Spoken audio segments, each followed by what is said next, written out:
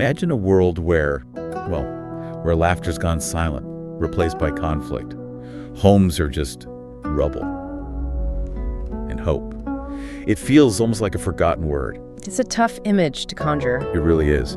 Now picture a small hand, dusty, sifting through that debris. Not just for survival, but maybe looking for something, a fragment of the past that could somehow unlock a future. Wow. That's the powerful image that really pulled us into this deep dive. Today, we're digging into a story that emerges straight from the devastation of conflict in Gaza. And our source material is interesting for this kind of deep dive, isn't it? It really is. It's a work of fiction called Children of the Olive Tree. Now, the characters, the specific events, they're fictional. But the story itself, it's deeply inspired by real global issues. Right. So it offers this kind of raw, yet almost beautiful perspective on hope in these incredibly difficult situations. Exactly. And our mission today is to go beyond just the plot line. We want to unearth the core insights, the universal truths sort of woven into this narrative. Extracting those lessons about resilience, about compassion.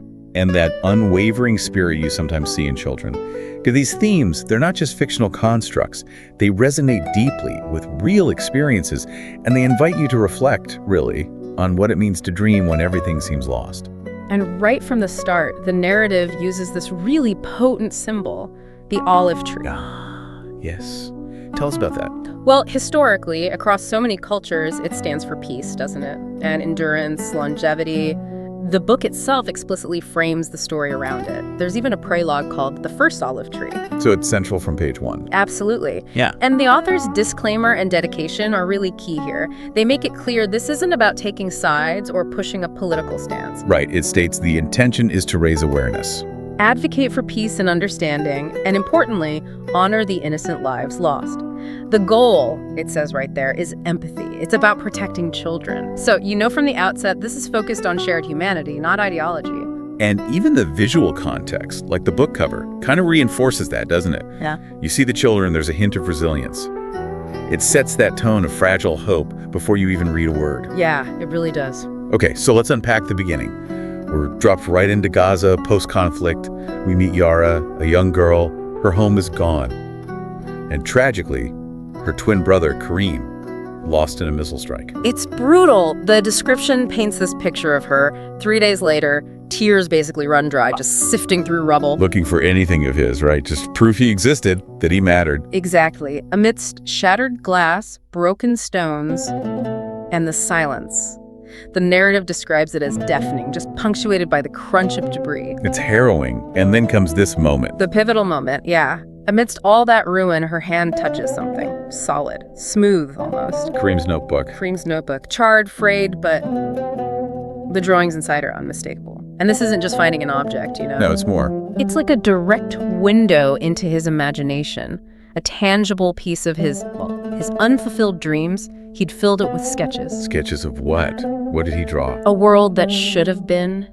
Children laughing under olive trees, families with food, fields without the scars of war. Just peace. Wow. And there's this one specific drawing, children holding hands, and underneath, in Arabic, it says, a world where we all belong. Right, that's powerful. It is. And for Yara, seeing this vision, so simple but so far from her reality, it feels like Kareem is speaking to her, like he's whispering a purpose. That idea, his voice reaching her through drawings. Incredible. And this is the turning point for her, isn't it? How does finding this notebook actually shift things for Yara? It really marks this profound transformation. That crushing despair she felt, it starts to lift. And it's replaced by this fierce determination, almost sacred. She knows she has to do something. Exactly. She knows she can't draw like him, but she can see his vision. And she feels this incredible clarity she has to make it real.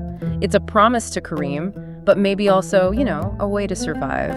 Giving focus to the grief. Right. Grief, especially for kids, when it gets a focus like that notebook, it can actually turn into this forward-looking energy. And right then, the narrative adds this detail. A gust of wind brings the scent of olive trees from somewhere distant. A reminder of life. Yeah, a small, powerful reminder that life endures, even there. It's a beautiful metaphor for maybe a new beginning. That shift from grief to purpose. It really highlights that resilience we're talking about.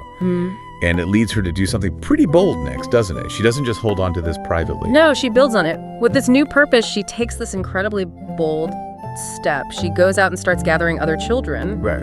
in an abandoned school, Walls riddled with bullet holes, windows broken, a ruin, but she sees it differently. As a sanctuary. As a sanctuary, yeah. Yeah. A blank canvas for hope.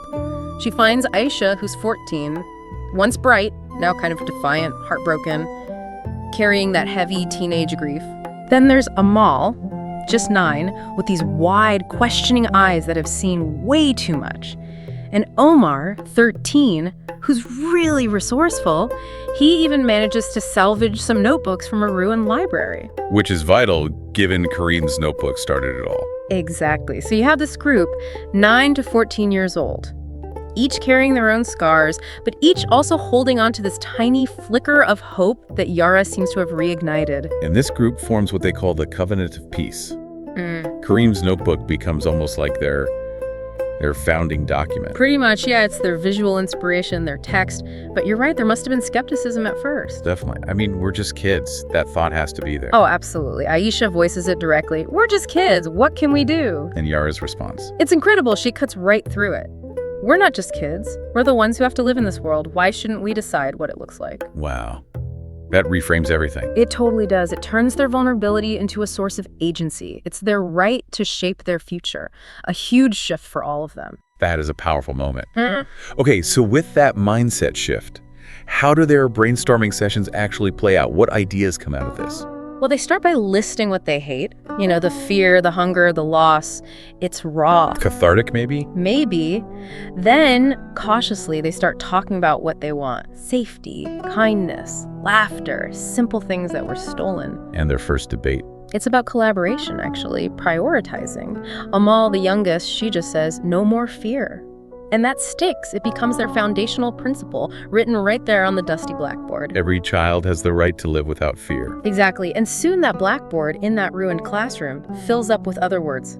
Safety, food, kindness, home. So the school itself starts to change. It transforms, yeah. Despite being a ruin, it becomes this place where dreams aren't just talked about, they're actually starting to take root. So their vision is forming. It's powerful, born from so much pain. But Yara knows keeping it inside those walls isn't enough, right? Right. She pushes them. We need to think bigger. And Omar, the realist, voices that doubt again. The world doesn't care about us. Which is understandable. Totally. But Yara's conviction is just unwavering. They will. We'll make them care. And that's when they decide they have to share this message with everyone. That's audacious. How do they even begin to bridge that gap? Yeah. From a ruined school to the whole world. This is where Lila comes in, a young humanitarian worker. She literally stumbles upon them, discovers their covenant of peace. And she gets it. Instantly. She sees the truth in Kareem's drawings, in their determination. She becomes their link. She helps them draft their first message, a letter. What does it say? It's simple, direct, addressed to the world. We are the children of Gaza. We have a dream for peace. Will you listen? It's a plea, but also kind of a demand to be heard. And getting that letter out, that's dangerous in itself. Incredibly dangerous. Layla has to smuggle it past checkpoints, risking everything to get it to her contact, Rami, on the edge of the city. Leaving the kids just waiting. Agonizingly, yeah. When Layla finally gets back, she tells them it's on its way. But she also warns them, visibility brings danger.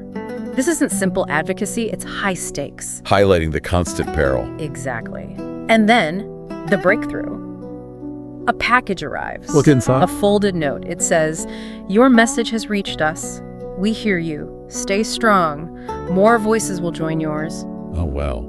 Validation. Huge validation. And proof-printed copies of their letter already being distributed outside Gaza. The relief for those kids must have been immense. It solidifies everything for them. Completely. Yara says it right there under the olive tree. This is just the beginning. We've planted a seed. Now we have to make sure it grows. It's amazing how that small act, a kid's letter, starts to resonate globally almost immediately. And it really does resonate, doesn't it? You're right. This isn't just a small ripple. It becomes a global story. Yeah, the narrative describes protests erupting. London, Paris, New York, even Nairobi, São Paulo. Activists, journalists, they pick up the letter, amplify it. Suddenly they're not invisible. Not at all. Right. And this just fuels the children. They want to do more. Yara's vision gets even bolder. Invite them here. Show the world who they are through action. So what does that invitation look like in practice? They prepare for this public gathering at the school. They clean the ruined classroom, decorate it with Amal's drawings, transforming devastation into potential. Use the art again. Always. Layla brings a camera, too, to document it. And people actually come. Aid workers, locals, even some journalists. And the children speak. Oh, yeah. Their voices are clear, unwavering. Yara welcomes everyone. Omar shares their vision. Aisha reads this poignant poem she wrote, and Amal proudly shows her drawings. They're owning their story. Demanding to be seen, heard on their own terms. It feels like this fragile victory, right? Yara's quote, "Small things grow. Like this olive tree, we will keep reaching for the sky." No matter how hard the wind blows, it's beautiful. But that hope is immediately contrasted with the sound of distant sirens. Reality creeping back in. The danger hasn't gone away. Not at all. In fact, the situation escalates. Airstrikes get closer. They decide they have to write another letter, this time a desperate call for a ceasefire. And Layla warns them. Urgently. Tells Yara they need to leave the school, flee for safety.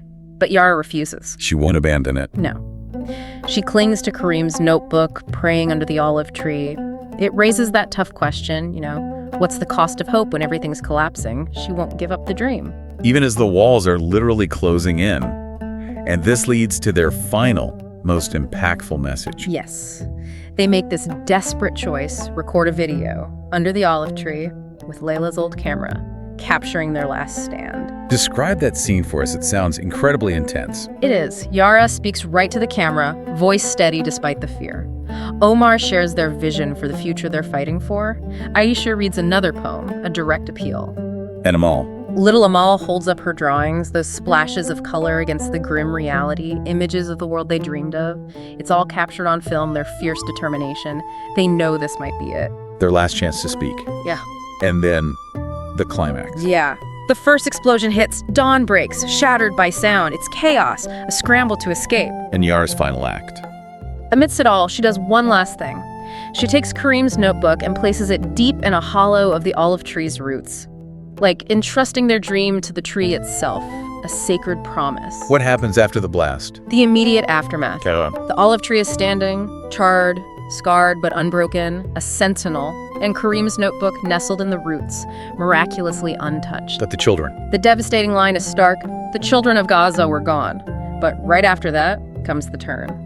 Their voices endured. They had planted a seed, and the world was listening. Their sacrifice wasn't in vain. Not at all. The world was listening. This sparks a global awakening. Layla retrieves the notebook, and its last message, for a world where children can dream, becomes this incredible rallying cry. The video goes viral. Exactly. News outlets broadcast it. Protests, visuals, New York, Nairobi, Paris, São Paulo, all over. People start planting olive saplings in parks, symbolically. Connecting directly to their story. Yeah, like that girl in London making a sign for Amal, Aisha, Omar, and Yara. People felt this deep, personal connection. Their voices finally broke through. And this reaches the highest levels. It does. World leaders convene an emergency summit in Geneva. They play the children's video. Aisha's poem echoes in the hall. It has a real impact, leading to actual resolutions addressing the crisis. And Layla? Layla compiles their story, the letters, drawings, their dreams into the book, Children of the Olive Tree. It becomes a global phenomenon, and crucially, the money it raises goes directly to aid and reconstruction. Linking their legacy to tangible help. Directly. And the olive tree itself, in Gaza, it becomes a pilgrimage site, a living symbol of hope. People visit, leave messages.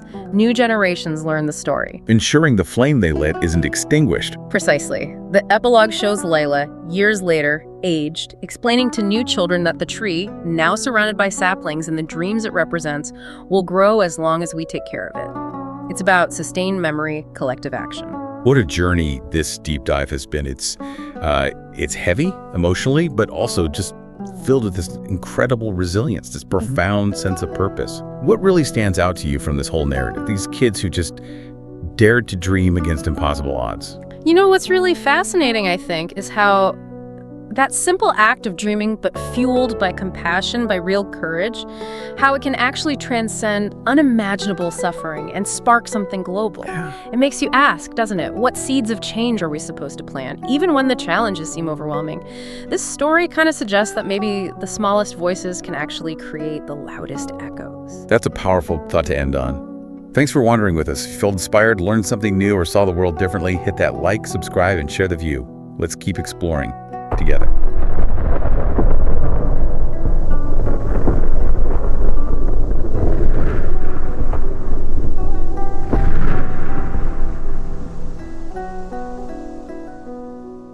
Thanks for wandering with me. If you felt inspired, learned something new, or saw the world differently, hit that like, subscribe, and share the view. Let's keep exploring together.